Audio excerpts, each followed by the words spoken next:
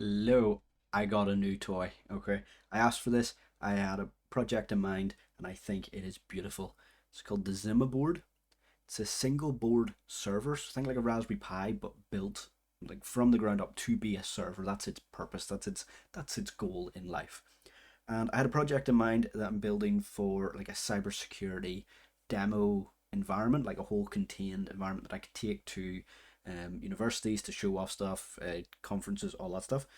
But I would have either needed a lot of Raspberry Pis or something else to be able to build up the infrastructure for it. And I seen the Zima board, and so I reached out to them and I asked, hey, I've got this project in mind. Would you be open to sending me one out? They were like, yes, no problem, and they sent this out and it just arrived. And I mean, so I'm not sponsored. This isn't a sponsored video. They're not paying me to say any of this. I reached out because I knew that this was good. I've seen other people using it, but I just can't get over how nice it is. It's heavy. So I seen a video in their sort of Kickstarter and stuff that they ran where they showed it like being strapped to a drone. It was a pretty beefy drone. You're not going to strap this like your standard drone. There's a fair bit of weight to it because of this nice heat sink. It's passively cooled. It's built to be running all the time.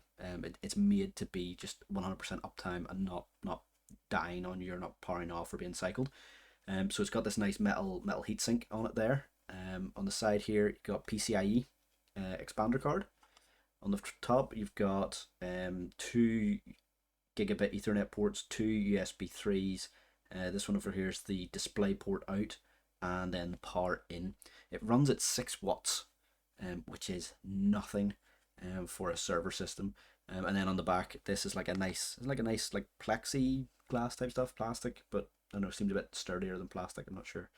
Oh, and then on the back side here, we've got two SATA ports and a power port.